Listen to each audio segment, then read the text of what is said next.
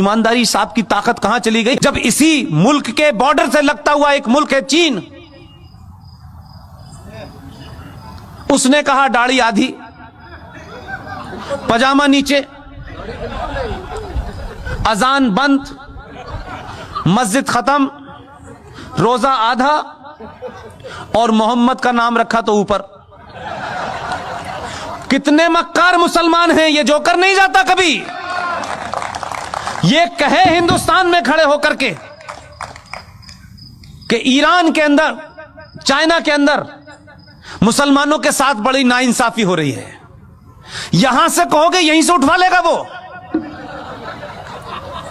एक लफ्ज नहीं बोले।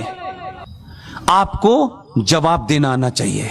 ये जो ताकतें हैं जिन्होंने इस देश में हिंदू मुस्लिम भाईचारे की आड़ में इस देश को मुसलमानों ने खोखला कर दिया। केरला बन गया, कोई मुसलमान नहीं बोला। एक अखलाक के साथ चंद गुंडों ने, चंद बदमाशों ने, चंद बेवकूफ लोगों ने र्यूमर के चलते या किसी गलत फहमी के चलते या थोड़ी देर के लिए मान लें किसी सही फहमी के चलते भी उसकी हत्या कर दी। इस देश की मेजॉरिटी ने कहा यह गलत है, उसको सजा हुई, वो जेल में है। बेईमान मुसलमानों, मक्कार, कितने बौने और कितने छोटे हो तुमने क्या किया? 5.5 लाख कश्मीरी हिंदू पंडितों को, जहां मुसलमानों का राज था, आपने उनकी पूजा पद्धति के कारण मस्जिदों और कुरान का सहारा लिया। 5.5 लाख कश्मीरी हिंदू पंडितों को अपनी ही धरती से मार के भगा दिया।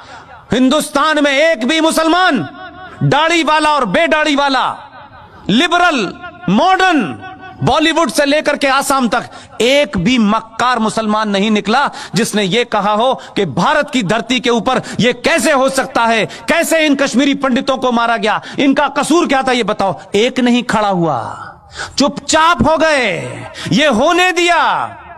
लेकिन बार बार बीच में निकल में आते हमारे साथ बड़ी ज्यादती हो रही है, अभी तो शुरू हुई है। इसलिए मैं बार बार कहता हूं, आप अपने फंडों को क्लियर रखें, किसी गफलत के शिकार ना हो। ये जो इस्लामिक आतंकवाद इस देश में है, जिसे कॉन्स्टिट्यूशनली, सोशली, पॉलिटिकली इस देश में बढ़ावा दिया गया है, ये जो घर वापसी आप कहते हैं, घर वापसी तो होनी चाहिए, लेकिन ये वो घर वाली वापसी जिसमें आप बिजी हो, उसमें मैं बिजी नहीं हूं। ये घर वापसी 1947 से होना शुरू हो गई है। अभी 35 पे 370 गया है, मंदिर वापस आया है।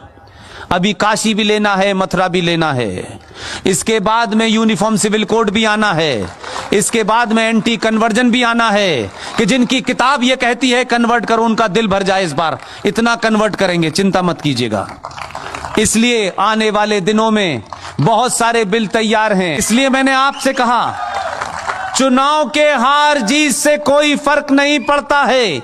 चुनाव हार जाएं, लेकिन राष्ट्र नहीं हारना चाहिए।